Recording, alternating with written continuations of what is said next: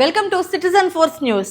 భారతీయ గ్రామీణ జీవన విధానంలో ప్రకృతికి ప్రత్యేక స్థానం ఉంది. వర్షాలు ఎప్పుడు పడతాయి, పంటలు ఎలా ఉంటాయి, కరువు వస్తుందా లేదా అనే విషయాలను నేటిలా వాతావరణ కేంద్రాలు, ఉపగ్రహాల ద్వారా తెలుసుకునే అవకాశం లేని కాలంలో ప్రజలు ప్రకృతినే గురువుగా భావించారు. చెట్ల ప్రవర్తన, పక్షుల సంచారం, జంతువుల కదలికలు, గాలి దిశ, మేఘాల రూపాన్ని పరిశీలిస్తూ భవిష్యత్తు పరిస్థితులను అంచనా వేయడానికి ప్రయత్నించారు. వాటిలో ఒకటి నేరేడు పండ్లు ఎక్కువగా కాస్తే కరువు వస్తుంది అనే నమ్మకం. ప్రస్తుతం అనేక ప్రాంతాల్లో నేరేడు చెట్లు విపరీతంగా ఫలించడంతో ఈ నమ్మకం మళ్లీ చర్చనీయాంశంగా మారింది. గ్రామాల్లో పెద్దలు, రైతులు ఈ ఏడాది నేరేడు పంట అసాధారణంగా ఉందని, ఇది రాబోయే కాలంలో వర్షాభావానికి సంకేతమేమోనని ఆందోళన వ్యక్తం చేస్తున్నారు. సోషల్ మీడియాలో కూడా ఈ అంశం విస్తృతంగా ప్రచారం పొందుతోంది.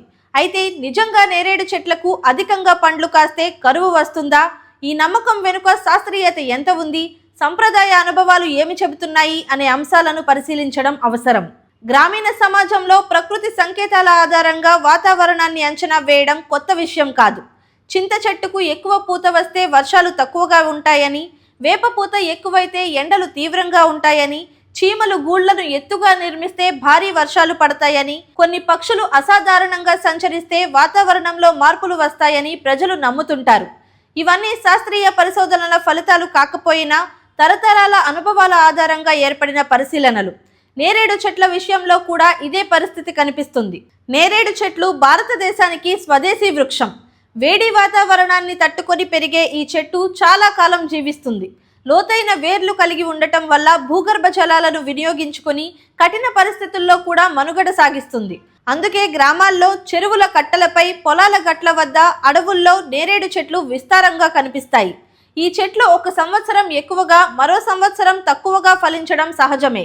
అయితే కొన్ని సంవత్సరాల్లో అసాధారణంగా అధిక ఫలదీకరణ కనిపిస్తే అది ప్రజల దృష్టిని ఆకర్షిస్తుంది. రైతుల వాదన ఏమిటంటే, నేరేడు చెట్లు విపరీతంగా పండ్లు కాసిన సంవత్సరాల్లో గతంలో కొన్ని సందర్భాల్లో కరువు పరిస్థితులు ఏర్పడ్డాయని, అలాంటి అనుభవాలు తరతరాలుగా మౌఖికంగా సంక్రమిస్తూ ఒక నమ్మకంగా మారాయని చెబుతారు. ముఖ్యంగా రాయలసీమ, తెలంగాణలోని కొన్ని ప్రాంతాలు, మధ్య భారతదేశంలోని గ్రామాల్లో ఈ నమ్మకం ఇప్పటికీ వినిపిస్తుంది. ప్రకృతి సంకేతాలను గమనించే అలవాటు ఉన్న పెద్దలు నేరేడు చెట్లను ఒక సూచికగా భావిస్తుంటారు. అయితే శాస్త్రీయ దృష్టితో పరిశీలిస్తే పరిస్థితి కొంత భిన్నంగా కనిపిస్తుంది. కరువు అనేది ఒక క్లిష్టమైన ప్రక్రియ. ఒక ప్రాంతంలో వర్షపాతం సాధారణ స్థాయి కంటే గణనీయంగా తగ్గిపోవడం, భూగర్భ జలాలు క్షీణించడం, అధిక ఉష్ణోగ్రతలు, వాతావరణ వ్యవస్థల మార్పులు, ఎల్నినో వంటి ప్రపంచ స్థాయి వాతావరణ ప్రభావాలు కలిసినప్పుడు కరువు ఏర్పడుతుంది. కాబట్టి ఒక చెట్టుకు ఎక్కువ పండ్లు కాయడం మాత్రమే కరువును నిర్ధారించదు. అయితే శాస్త్రవేత్తలు పూర్తిగా ఈ నమ్మకాన్ని కొట్టిపారేయడం లేదు. వృక్షశాస్త్ర పరిశోధనల్లో కొన్ని ఆసక్తికర అంశాలు వెలుగులోకి వచ్చాయి. కొన్ని చెట్లు ఒత్తిడి పరిస్థితుల్లో ఎక్కువగా పూయడం, ఫలించడం జరుగుతుందని అధ్యయనాలు సూచిస్తున్నాయి. నీటి కొరత, అధిక ఉష్ణోగ్రతలు, వాతావరణ అస్థిరత వంటి పరిస్థితుల్లో కొన్ని వృక్షాలు తమ జాతి మనుగడ కోసం అధిక సంఖ్యలో విత్తనాలను ఉత్పత్తి చేయడానికి ప్రయత్నిస్తాయి. జీవశాస్త్రంలో దీనిని ఒక రకమైన మనుగడ వ్యూహంగా భావిస్తారు.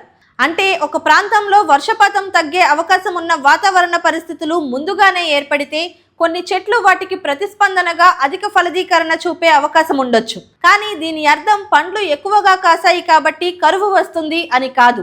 కరువుకు దారి తీసే పరిస్థితుల్లో చెట్లు కొన్ని మార్పులు చూపవచ్చు అనే భావన మాత్రమే.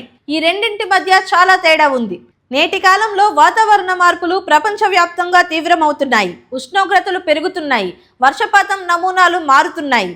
ఒకే ప్రాంతంలో ఒకసారి భారీ వర్షాలు, మరోసారి తీవ్ర ఎండలు కనిపిస్తున్నాయి. ఇలాంటి పరిస్థితుల్లో చెట్ల ప్రవర్తన కూడా మారే అవకాశం ఉంది.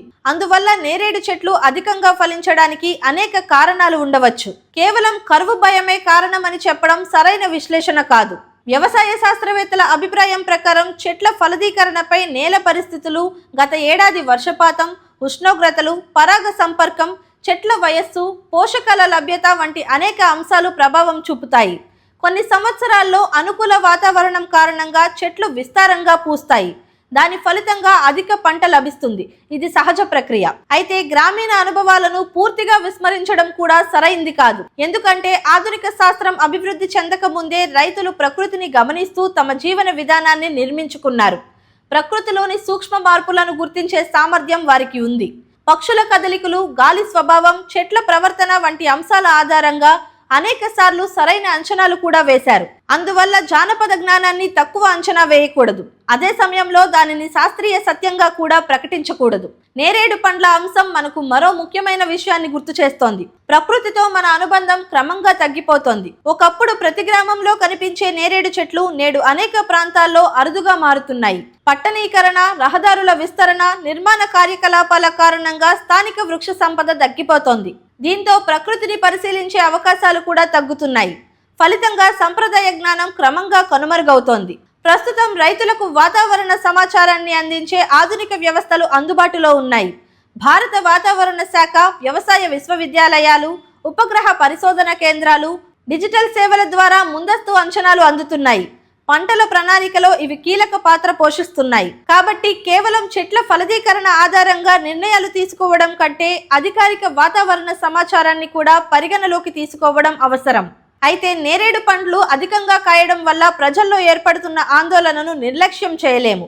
రైతు మనస్తత్వంలో ప్రకృతి సంకేతాలకు ప్రత్యేక ప్రాధాన్యం ఉంటుంది. వరుసగా వాతావరణ మార్పులు, అనిశ్చిత వర్షాలు, పెరుగుతున్న వ్యవసాయ వ్యయాలు రైతులను మరింత అప్రమత్తంగా మార్చాయి. అందుకే ఇలాంటి సంకేతాలను వారు సీరియస్గా తీసుకుంటున్నారు. ఈ నేపథ్యంలో ప్రభుత్వ వ్యవసాయ శాఖలు, వాతావరణ నిపుణులు గ్రామీణ ప్రాంతాల్లో అవగాహన కార్యక్రమాలు నిర్వహించడం అవసరం. ప్రకృతి పరిశీలనల విలువను గౌరవిస్తూ వాటికి సంబంధించిన శాస్త్రీయ వివరణలను కూడా ప్రజలకు అందించాలి. సంప్రదాయ జ్ఞానం, ఆధునిక శాస్త్రాన్ని పరస్పర విరుద్ధాలుగా కాకుండా పరస్పర పూరక వ్యవస్థలుగా చూడాలి. నిజానికి నేరేడు పండ్లు ఎక్కువగా కాయడం కంటే వర్షపాతం అంచనాలు, రిజర్వాయర్లలో నీటి నిల్వలు, భూగర్భ జలాల స్థాయి, సముద్ర ఉపరితల ఉష్ణోగ్రతలు వంటి అంశాలే కరువు పరిస్థితులను అంచనా వేయడంలో ముఖ్యమైన సూచికలు. ఇవి శాస్త్రీయంగా నిరూపితమైన ప్రమాణాలు. కాబట్టి ప్రజలు ఆందోళన చెందకుండా అధికారిక సమాచారాన్ని గమనించడం మంచిది. అయితే ఈ చర్చ మనకు ఒక విలువైన పాఠాన్ని నేర్పుతుంది. ప్రకృతి కేవలం వనరుల సమాహారం మాత్రమే కాదు, అది అనుభవాల భాండాగారం కూడా. చెట్లు, పక్షులు, జంతువులు, ఋతువులు ఇవన్నీ మన పూర్వీకులకు సమాచార వనరులుగా పనిచేశాయి. నేటి శాస్త్రీయ యుగంలో కూడా ప్రకృతిని గమనించే ఆ సంప్రదాయాన్ని కొనసాగించడం అవసరం. మొత్తానికి నేరేడు పండ్లు ఎక్కువగా కాస్తే కరువు వస్తుందనే వాదనను శాస్త్రీయంగా నిర్ధారించలేం. అదే సమయంలో దానిని పూర్తిగా మూఢనమ్మకంగా కొట్టిపారేయడం కూడా సరైన దృక్పథం కాదు. ఇది తరతరాలుగా రైతులు గమనించిన ప్రకృతి అనుభవాల నుంచి వచ్చిన ఒక జానపద విశ్వాసం. కొన్ని సందర్భాల్లో అది యాదృచ్ఛికంగా నిజమై ఉండొచ్చు, మరికొన్ని సందర్భాల్లో తప్పు కావచ్చు. అందువల్ల దీనిని ఒక హెచ్చరిక సంకేతంగా కాకుండా ప్రకృతిని పరిశీలించే రైతు సంస్కృతికి ప్రతీకగా చూడాలి. నేరేడు చెట్లకు విపరీతంగా పండ్లు కాయడం ఈ ఏడాది చర్చనీయాంశంగా మారినా కరువు వస్తుందా లేదా అన్నది రాబోయే నెలల్లో వర్షపాతం పరిస్థితులే నిర్ణయిస్తాయి. రైతులు ప్రకృతి సంకేతాలను గౌరవిస్తూనే శాస్త్రీయ అంచనాలను కూడా విశ్వసించి వ్యవసాయ ప్రణాళికలు రూపొందించుకోవాల్సిన అవసరం ఉంది. అదే సమతుల్య దృక్పథం, అదే భవిష్యత్తు వ్యవసాయానికి సరైన మార్గం. ఈ వీడియోపై మీ అభిప్రాయాన్ని కామెంట్ చేయండి. మరిన్ని అప్డేట్స్ కోసం సిటిజన్ ఫోర్స్ న్యూస్ ఛానల్ను సబ్స్క్రైబ్ చేసుకోండి. అలాగే కొత్త వీడియో నోటిఫికేషన్ కోసం బెల్ ఐకాన్ క్లిక్ చేయండి.